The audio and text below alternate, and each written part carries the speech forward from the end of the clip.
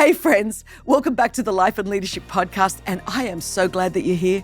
It means the world to me that you keep showing up, following, subscribing, and sharing these episodes with your friends. And hey, if you post about the podcast on social media, be sure to tag at Christine Caine and at Propel Women. We love seeing how God is using these conversations to inspire and equip you on your leadership journey. Now, I am really honored today because today's guest is my dear friend, Lysa TerKeurst. Lysa is the president and chief visionary officer of Proverbs 31 Ministries, and she's the author of 7, I want you to hear that, 7 New York Times best-selling books. Her latest, I Want to Trust You, But I Don't, dives deep into how we move forward when doubt wants to hold us back. So, I am so all in for this conversation. I've got to tell you, I've read every single one of Lysa's books, and she's the kind of author that I go back to time and time again because her books are just so rich, and I value her so dearly as a friend. So let's dive right in today. Okay, my friend, I am so glad that you're finally on the podcast. I know it's taken us a minute just to get both of our schedules together, but what a joy to see your beautiful face. It's always such a privilege to spend time with you, Chris. I know, same. I think last time I was with you at your place in North Carolina, and I need to know, have you taken up surfing now that you're kind of in Florida a little bit? Okay, funny you should ask. So my husband is a big time surfer. We got married a year ago in January. So we're getting to be old hat at this marriage thing now. But he's a big time surfer. Like we go to Nicaragua and do missions work down there, but it's always a double trip because he also likes to surf the big waves there as well. So yeah, he's a big time surfer. I'm not. I am still terrified of the ocean. Every now and then I'll jump in just so I can say I did, but pretty much I'd rather be on a boat floating on the ocean or riding on the ocean than on a surfboard in the ocean. I got to say, when I first met Chaz in New York when we went to Shelley's dinner for her birthday, I burst out laughing because, he's literally a surfer, like legit surfer. He knew about Australia, the whole thing. I freaked out. And then there's you. Which is great. Okay, I want to dive in. People know how much I love you, and we've been friends way back from Women of Faith, for well over a decade now. And when we used to, do you remember that time when we were doing a World Vision promotion at Women of Faith? Oh, how could I ever forget it? Can you just share that moment? This is what bonded us for life. Bonded us for life. So basically, at that time, Women of Faith, when you were a speaker, you also helped talk about the sponsors from the stage, which is actually really cool because we really believed in the sponsors. Totally. So that was all great. But this was one of my first Women of Faith events. I was not familiar with the World Vision pitch because I usually work with Compassion. They're both amazing organizations. Definitely. So I said before I went out there, I don't know any of the information. And they were like, it's fine. All you have to do is carry packets out there. The other speakers, #Chris Caine. And who was the other one? Was it Priscilla? Or Lysa Harper, maybe. I think Harper? Lysa. Yes. Okay. I just distinctly remember it was Chris because we get up on stage. I'm holding the tote bags. I do not have the information cards. Chris has the cards. Yes, I do. Somehow Chris gets moved in the spirit, decides to take the tote bag from me to walk into the audience to hand out the packets. And the spotlight is on me. She hands me the microphone. I know zero information. And so I thought, I've got to kill time before Chris finishes getting moved in the spirit and hands out packets. But Chris has got to come back on stage and give the pitch because I don't have the information. So I'm standing there in front of 10,000 women. The spotlight's on me. The microphone's in my hand. And I think, okay, I'm just going to say a few things that I can relate to what it feels like to be a child who needs support. So that's what I intended to say. When I was young, my dad abandoned our family, blah, blah, blah. But what came out of my mouth is I too used to be one of these children. And when I said that lead in line, the audience gasped. And suddenly I realized everyone thinks that I was a World Vision sponsored child, and I can't rein it in. Like the train has left the station. So I just keep going, and it was hard and I didn't know what to do. And meanwhile, Barry, who was off stage, comes running center stage and starts doing the mark to stop, Lysa, stop. But I couldn't. Have you ever had panic speak syndrome? That's what I was having. I was panic speaking. And to this day, 10,000 women out there think that I was a sponsored child. And we had more kids sponsored that day than ever before. Literally, because of you. Okay. So if you were in the audience that day, I apologize. That was a panic lie. It was not an intentional lie. It was hilarious. I think people will be laughing, going, oh my gosh, that happened. And I love us to be honest. I'll never forget that as long as I live. I could cry laughing now, and my team's laughing here. But anyway, we will go on. Okay. Panic lying. Is that a thing? Well, it was for me that day, obviously. It was for me. I want to say, we've been friends a long time, and really why I wanted you here. Number one, you're a brilliant leader. This is life and leadership, so it's the integration of everything. Here we don't talk about 5 leadership points. We talk about everything. Relationships and marriage, family, kids. I laugh that you're a grandmother. I mean, look how young you look. You're younger than me, and I still don't. My kids are not even married, so you're got how many grandkids? Well, we added 5 last year alone. So I have a total of 8 grandchildren now. That is what? Do you see them? Yes, Chris, I'm very involved. Yes, I love my grandchildren. I love that. So they really know you. Yes. You're not just someone on a screen or a name on a book. I love that. That's as long as I've known you, family has been priority in my whole time. But here you are, of course. There are not everyone in the world, but you're definitely one that I read everything you write. God has just so anointed you. And I'm so sorry that you have to go through so much to help the rest of us, but I want to say thank you on behalf of humanity. I read it. It's so well done. Obviously, you don't do 7, 8, 9, New York Times bestsellers by fluke. It's the Lord. Your book on trust, your book on everything, we could talk about anything, and it's not even the book, because I listened to Theology and Therapy. Your podcast is unbelievable. I listened to every episode. I love the integration through that. But, I was thinking, I think the trust issue, as I travel, as I preach, doesn't matter what country, you know me, I'm a revivalist, I'm still sort of out there all over the world. I think some of the residue I'm seeing everywhere, both from leaders and people in the congregation, people in the pews, they're almost scared to say it out loud. So, I mean, we could take 20 angles, but I like you because you're so honest about this. The thing that I keep coming up against is people feeling like, and it's almost scary to say this out loud, but their collateral damage is we all talk how could a good God let bad things happen, whatever it might be, relationally, economically, your dreams, your visions. But, Nick and I were having this big conversation because Nick's like, well, Christine, God takes a lot longer than we want sometimes. But when I say he makes things right and people don't get away with stuff, it might just take a lot longer. And the question I have found from leaders or people in the pews is, okay, almost, so what if God's going to make it all right in 10 years. That person might pay for their lies, their deception, their betrayal, whatever it might be, the thing.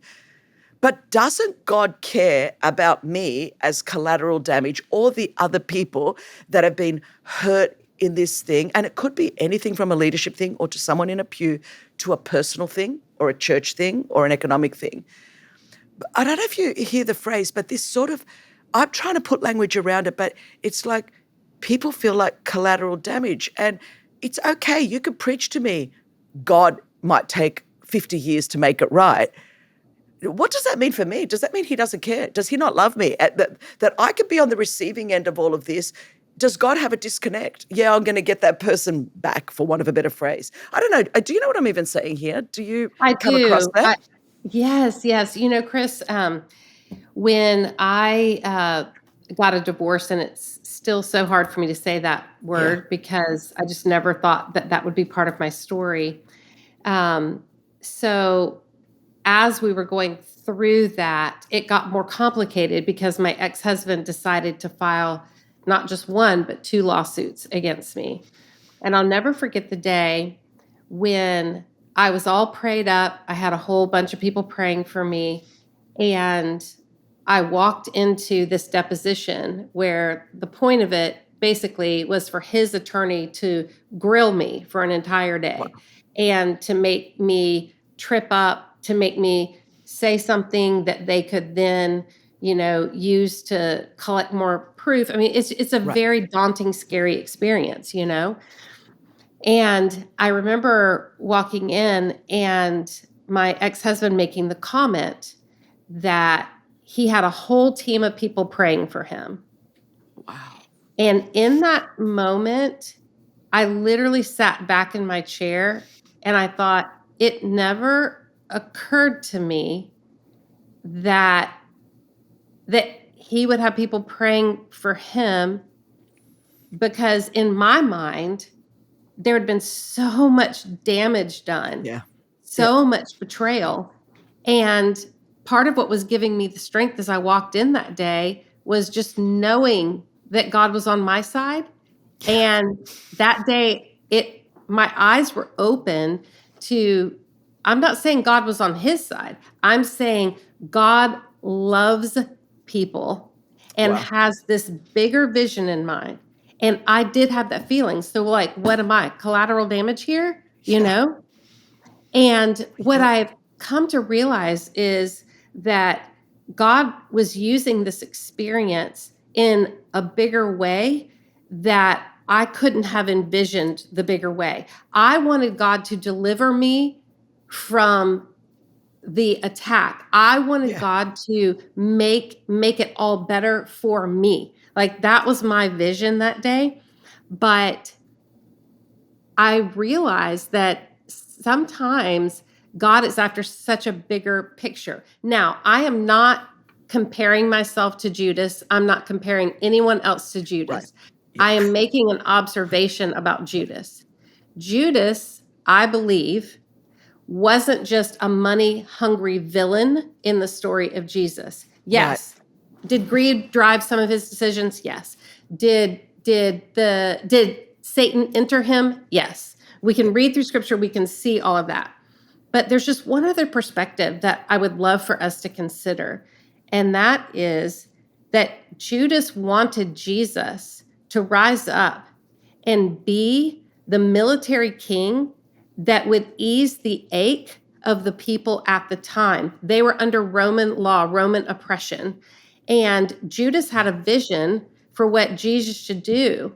And when he realized that Jesus was not going to do that, then that, I think, is what propelled him to almost feel like he had to help God out a little bit. Like, God, remember, Jesus is supposed to be the reigning king. Yep. And so I think that is a big part of what propelled him to do some of what he did, because he had a vision of what Jesus was supposed to do. And Jesus and God had a much bigger picture here. Like, rather than, I'm not going to just deliver you from what's making you oppressed and uncomfortable and discouraged right now, I'm about to deliver your soul. So I have a Wow. much bigger vision in mind. And restudying that story and rereading that story, I never really felt like I had a lot in common with Judas, but man, do I sometimes do that? Do I sometimes say, God, evidence of your faithfulness will be to make it better for me right now? When God's like, no, evidence of my faithfulness, Lysa, is going to be that I'm not limiting my power to just making it better for you. I'm after something so much bigger. You know, yes, theologically, my brain goes yes and amen. For a person listening, how on earth do you process that in the moment, though? And when you really want to be vindicated, like that you know the truth. So even you going into that deposition and, I know your story, we know the truth. And then there's a narrative out there that is so contrary to reality. How do you live? Or what are tools? What does it mean to trust God in that moment? And what do you do with everything that's going on the inside of you where you feel like, because I'm saying this because I've obviously just come out of a conversation with someone like, does God not love me as much? Yes, I know he loves them and he's trying to sort it out. They said, they actually used the phrase, does he hate me? Like, is there something wrong with me that he wouldn't want people to at least know I didn't do that? You know what I'm saying? Like, so what do you do in that moment? Okay, well, I'm going to give you a human response, Uh-huh. and then I'm going to go back to something biblical. So that day when I sat there, it rattled me Uh-huh. because then I wasn't just dealing with the betrayal of my husband. In a sense, I felt like I was also being betrayed by God. Now, that's a really big statement, but in my flesh, I'm going to tell you what I was feeling, what I was experiencing. And I remember sitting there just thinking, what's the point? What was the point of me doing the right thing?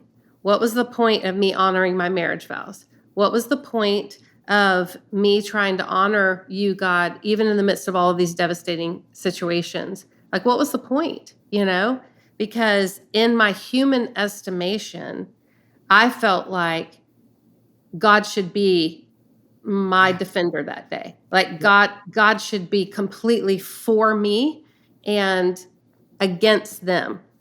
And Chris, I don't know. I don't know. Maybe God was. Maybe God was 100% for me that day. Maybe God was against them. I don't know. So because I don't know, I have to make peace with this mystery of God. It's powerful. Where I'm not going to know. Like, just because someone else says, I have a whole bunch of people praying for me, like in my mind, that felt like an army coming against me. Oh, yeah. Yeah. But I don't know the truth. Maybe they had 2 people praying for them. Maybe they just said that to throw me off. Maybe they really did have a bunch of people and maybe God was doing something miraculous. So in my human estimation, I sat there and I was completely honest with the Lord. Like, this really hurts. I don't understand it. So, and I think it's completely fine to do that. As a matter of fact, if we call what we have with the Lord a relationship, isn't this how a relationship is supposed to work? Totally. That we can be honest with how we're feeling and what we're thinking. I mean, we don't need to be ruled by our emotions, but we experience life through our emotions. We feel stuff so deeply, not because we're bad people, but because that's how God made us. God made us to feel things. And like I said, we don't want that to dictate how we act and react, but it does indicate where we're at in that moment. And so it did press me into, Lord, this is one of those times I'm going to have to trust you when your mystery feels very scary to me right now. Yep. And I think it's okay to be just that honest. I think it's okay to not tie everything up in a neat, nice bow. I think it's okay to just let that sit and recognize that God doesn't expect us to be perfect at all times. God just wants to stay connected to us. So that's my human answer. Now, let me quickly just go to something that I was just studying. When we go all the way back to Adam and Eve in the garden, and God said to Adam, so he was there at first, not Eve. So God gave the first instruction to Adam. He said, you are free to eat from all the trees in the garden. You're free. You're free to eat from all the trees in the garden. Just not this one tree, the tree of the knowledge of good and evil. But there were 2 trees there that day that were specifically highlighted, the tree of life and the tree of the knowledge of good and evil. The tree of life was actually in the center of the garden. Yeah. then the tree of knowledge of good and evil. So the scripture implies Adam and Eve could eat from the tree of life. They just couldn't eat from the tree of the knowledge of good and evil. And when I study this and go back and really look at what does this mean for me today? What this means for me today is that wasn't just a choice made in the Garden of Eden. That's a choice I have to make every single day. Am I going to pursue knowledge so that I can, in my mind, tie everything up in a neat, nice bow? Because when I go after knowledge apart from God, that drives so much anxiety in me. It's like, I have to have the answer. I have to figure this out. I have to know whose side is on who. And I have to know, how's this going to turn out? And why did this happen? And when I go and I spend so much time overthinking, stressing, and trying to figure this all out, that it takes me away from the tree of life. The tree of life is where God gives us the wisdom that we need in relationship with him. So I have a choice. Go to the tree of knowledge today and increase my anxiety because it's knowledge apart from God guiding me and helping me process this? Or do I spend more time getting into the word, actually praying about something? So many times I say, oh yes, I've prayed about it. When in essence, I've thought about it, I've overprocessed it, I've spiraled over it, but that's not the same as praying about it. So you see, I see what you're saying, but if for the person that's listening and going, okay, Lysa, but so then why would I bother, in any proverb, because so many of them say, well, if you live like this or if you do this, God will do this. Okay, so you're telling me to trust him, and then are you just kind of saying, okay, but when it doesn't really work out and it seems like this word that I've been praying doesn't come to pass, my cop-out is that, oh, well, can't tie everything up in a nice bow. So why then do I even bother to do that? Do you know what I'm saying? Absolutely. I feel like I'm having some of these back and forths with people as I travel. It's like people are wanting sort of to come back and give God a go, give God another try, whether the last 10 years have been very painful for so many people. But then it's, why bother? Like, Christine, if there is no guarantee, if there is no bow anywhere, why bother? How do you answer that? And then you write a book on trust. How does that work together? Well, part of what has comforted me is the fact that sin has built within it its own consequences.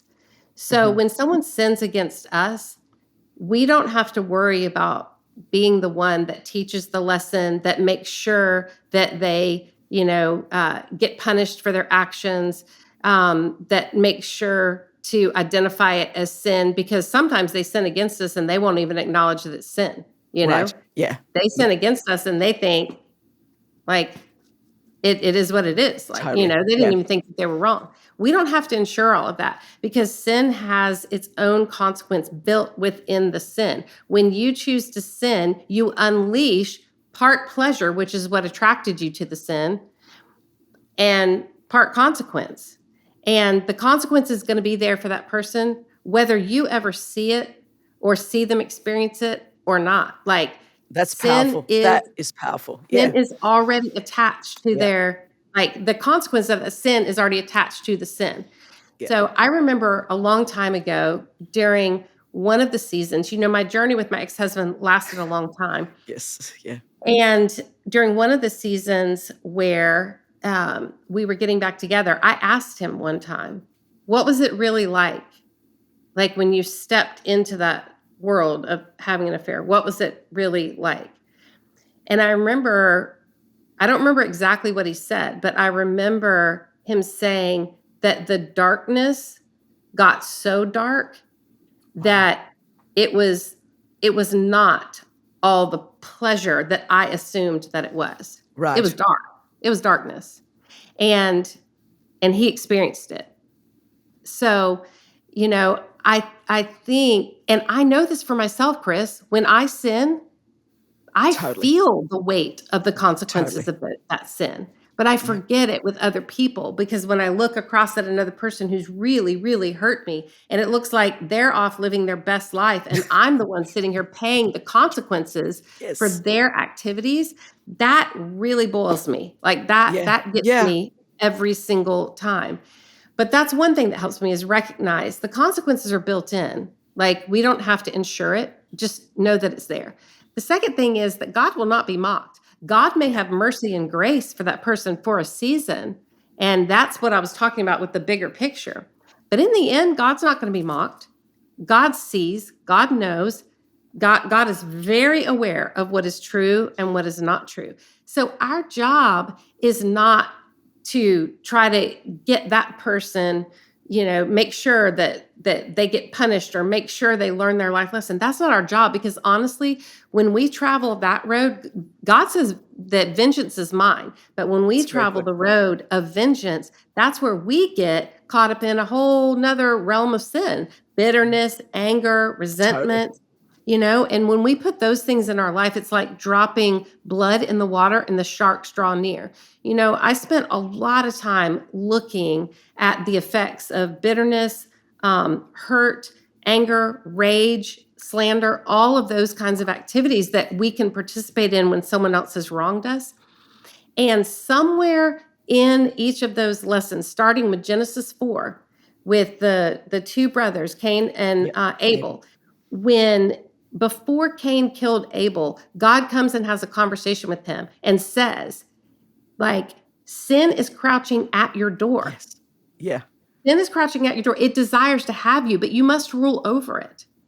And I started following that biblical theology all throughout the Bible. And so many times when we see unrestrained anger, bitterness, rage, all of that stuff, look, somewhere near there's going to be a verse about the enemy. Do not give the devil a foothold. Wow. Yeah. Even in Jesus's prayer, when Jesus teaches us this is then how you should pray, right after he talks about forgiveness, he says, and deliver us not, deliver it like the evil one is there, like deliver us, Lord, from our temptations and, make sure that the enemy doesn't get in. And so I just think we have to be so careful. We can focus so much on wanting the other person to pay their due that we can sometimes let it turn us into someone that we were never meant to be. And now all of a sudden we're sinning on top of the sin that's been done to us. Powerful. And I love, because obviously, I mean, you have a whole podcast that espouses therapy and theology, but you've never, well, that's a theology component. You've never lost sight of the fact that we are in a spiritual battle. There is evil. There is a real devil. And and I've watched you, in this whole journey, be able to balance that, because I think if it's all therapy void of a spiritual realm, I think you would end up going crazy anyway, because you're still trying to work out your trauma rather than be healed from it, which, you can only do if you have an eternal perspective. How do you think you maintain both perspectives, the theology side and the therapy side? Well, instead of looking at them as two separate categories, I see that all the therapeutic wisdom in the world actually comes from the wisdom in the Bible. Therapeuo is actually a biblical term. This is where we get therapy from, right? Right. And I remember something you said a long time ago. I have some Chris-isms in my mind, and I never forget them. There's just a few, and they stick in my mind. And I always think, man, this was so brilliant, Chris Caine. But one of them, I remember you standing on stage and you saying so clearly, Jesus Christ saved my soul, but it was the word of God that saved my mind. Yeah. Yeah. And I've never forgotten you saying that. I remember how it hit me, and it relates to what we're talking about. It's like the practice of therapy is so crucial because it helps us to work through what we're walking through. Because my therapist, Jim Kress, always says, what we don't work out, we act out. Yeah. And so there is a place. There is a place to get counsel from other wise, godly people who have studied these specific things that we face so that we can do, like the story of Nehemiah, start to take counsel with myself, Wow. And I think that's a lot of that therapy work. But we cannot make it void of theology because it's the word of God that'll actually save our mind. Totally. That's how it all goes together. Very powerful. Now, do you think the fact that you've stayed so steadfast and clung to Jesus has made all the difference for your kids and grandkids? Because I watch, no one's perfect, but you got a great family. They're a lot of fun as well. But, and by and large, they're loving the Lord. The grandkids are sort of, connected to God and his house, because this could have gone a really dark road with your kids and grandkids. I mean, you're kind of the journey you've walked through. What do you think is a key that has helped that stability? Yeah, well, first of all, I'll say I don't think that I always clung to Jesus, to be honest with you.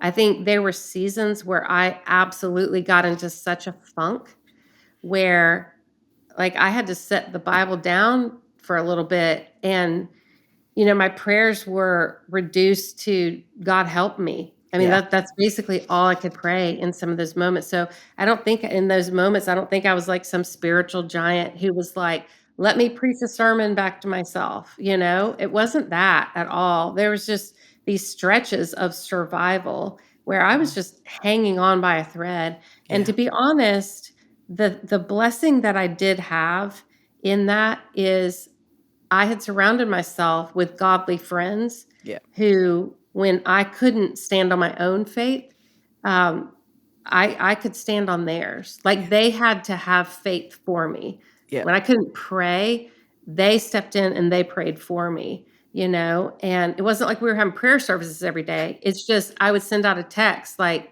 I'm struggling. Yeah. And then they would say, I have enough faith for you today. Beautiful. I have enough prayers to bridge the gap for you today. Beautiful. Yeah. And so I think having godly friends in my life who were more interested in praying words over me than speaking to me about the details of what I was going through. They were less concerned about the details and a whole lot more concerned with bridging the gap to keep me and the Lord connected. Yeah. And so that was really important. I will say, Chris, I beyond that, I don't know. Wow. Like I can tell you some things, but one key, I don't know. But I can say this. At some point, I decided that my family deserved one healthy parent. Wow. So instead of focusing on fixing someone else, I decided to redirect that energy to making sure that I was healthy so that Yeah. I could lead my family. And I didn't do it perfectly. And I didn't do it like, I never felt like a spiritual rock star through it all. I never did. Still don't. But I will say that I was incredibly committed to three things. One, getting the help that I needed Yeah. so that I could be healthy as I could be. Yep. Number two, I committed that we would move on, that we weren't going to just sit around and talk about all the hurt and heartbreak. Was there a time and space to talk about it? Yes. Yeah, 100%. But that wasn't going to be what we talked about forever. And that we were going to move on, that life was going to continue. And number three, Awesome. I decided to still schedule fun things with my kids, and that it wasn't going to be perfect. It was going to be hard. At first, it was clunky. It's challenging. It's super challenging to keep old traditions in new environments. Wow. But I was very determined that we were going to make new memories and we were going to move forward, that we were going to pursue having joy again with everything in us. And we did. And so those were three things that I did. I cannot say that we did it perfectly. I cannot say that I'm the perfectly healthy parent because I'm not. I pursue help every day, spiritually, emotionally, mentally, physically, all of that.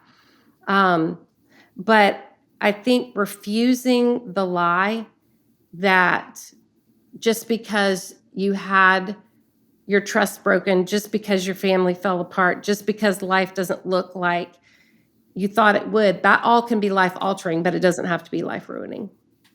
So powerful. I mean, that alone is worth the whole podcast. I think. And just as someone that was relatively up close and personal, I do need to tell you, you did it really well. Like, okay, I know that you feel it, but I mean, it was amazing. I know we're running out of time. We could talk for hours, but I do want to ask, because how God has graced you to give purpose to your pain, because I come across so many hurting women that have gone through incredibly difficult times that literally in the last couple of years, women in senior leadership that have had nowhere else to go. I'm just thinking, like, if it was a couple of years ago, that there's nowhere else to go to really talk through pain or maybe challenges happening at home, and you have really been a source of wisdom and grace and love. How did you tell me a little bit about that, about like what you see in this next season? Because here's the miracle. This is your leadership gift as well, that you've continued to go. Proverbs 31 has continued to bless people, to minister to people, to serve people. Your original vision and dream, it hasn't gone anywhere. You're still helping hurting people and helping women by the multitudes. How did you keep all that going, and where do you see the next season? And let me just say also, did you ever think this might be the end? I don't know. Someone would be wondering that in ministry. Yes, 100%. 100%. I even had people tell me that, because I was now going to be a divorced woman, that I no longer had a place in ministry, Wow. But I think... People really said that to you? Oh, 100%. Wow. Yeah. They said, if you get a divorce, you're going to lead a whole generation of women to also want to get divorces. And wow. Yeah. And so it's just so far from who you are. I'm like a bit in shock to, like, of all people, that's not you. Okay. But anyway, yeah. Wow. But I will say that I think because I didn't rush anything, I didn't rush the divorce. I didn't rush into a new relationship. I didn't rush back to getting on the platform. Like I just let things unfold slowly and just tried to make daily wise decisions.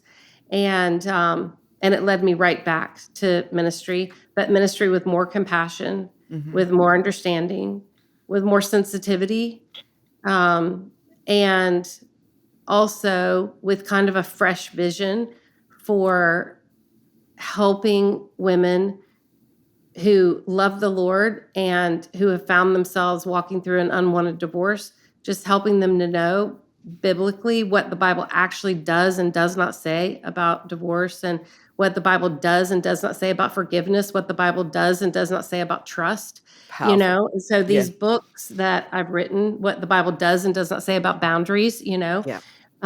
So these topics that became the books,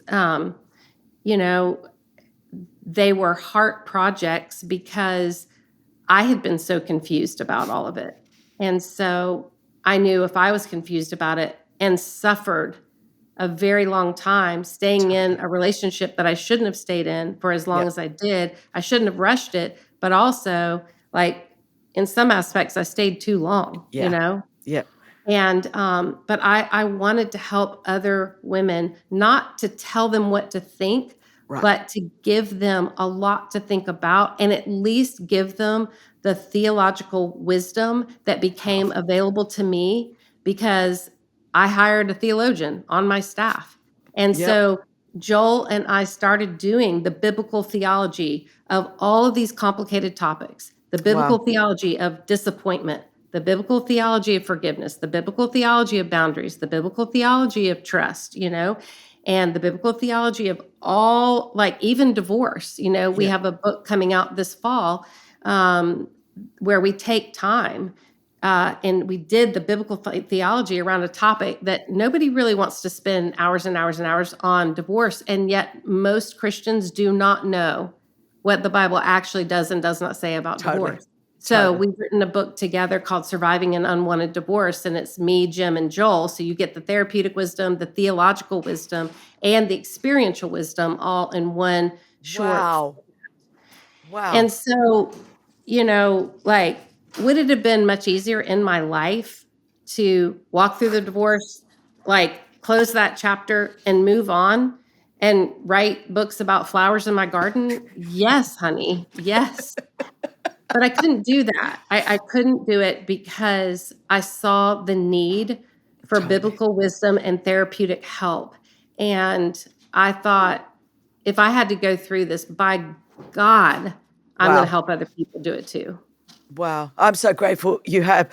I didn't know you were doing that book. I'm so excited. I mean, because it's going to be so helpful. But all of them, the boundaries, forgiveness, and you see the journey, the trust. I am grateful for you. I can't even express it enough. And you've stayed steadfast. And the fact is that, these are things, it's just like you said, so many people are scared to talk about. And just by you bringing them out of darkness into the light, um, that's where healing is found. And that's where truth is found. And that's where wholeness is found. It's not like God is nervous about all of this. It's just we have been nervous about talking about all of this stuff. So thank you. Thanks for your courage and your steadfastness. You're a hero to so many of us. And I'm just so grateful. That's all I want to say. I'm so, so grateful.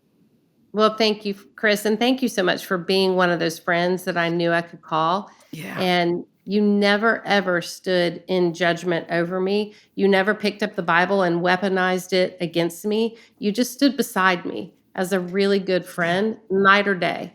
Yeah. And I'm so grateful. You were one of the voices that said, "You're not quitting ministry. Totally. You Yeah. can take a break, but you're not quitting ministry." And I needed friends like that. So thank you, Chris, for being one of those. You're the best. Okay. So the book comes out in the fall. Yep. And are you working on anything? Being you, are you allowed to tell us? Is there a glimpse of anything else, or you're not going to tell me? Yeah, no, I'm studying right now a lot around fear-based control Wow. and how God calls us to be responsible, but God does not call us to be controlling. And where is that line between trying to be responsible and stepping over into being controlling? And so I'm Wow. studying that a lot right now. So stay tuned. Oh, I will. Don't you? I'll end with this, but the prophetic flow of what God gives you. I mean, I'm Pentecostal, so I'm always I'm gonna be moved. But it is so powerful. And I was thinking when I was reading, your book on trust, and coming off the back of forgiveness because I thought the struggle for so many is faith actually is predicated on trust and not understanding. That's Which right. is why the Lord says trust in. And I thought it's actually an act of faith. That's the bottom line. And it's the only way you can get to the other side. You called it mystery. But I thought when you did so powerful, the stuff on forgiveness, and I think in our world that is so crazy, then you talk about trust. At the end of the day, truly it takes trust to forgive, really, at the end of the day, doesn't it? Like, I don't know, It absolutely does. it does. So I just want to encourage anyone.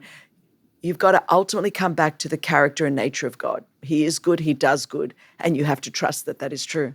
But thanks for showing us that. Girl, you're awesome. I love you dearly. Thank you, Chris. I love you dearly too. Okay, I told you Lysa was incredible. I love her faith, I love her wisdom, I love her passion, her faithfulness, her commitment. And you're going to find all of her information and resources linked in the episode description. So make sure to check those out and stay connected with her. And I also just want to thank you so much for joining me today. It's always a joy to spend this time with you. And if this episode has encouraged you, would you just take a moment to rate it, leave a review, or send it to someone who needs to hear it? I cannot wait to see you right back here next week on the Life and Leadership Podcast.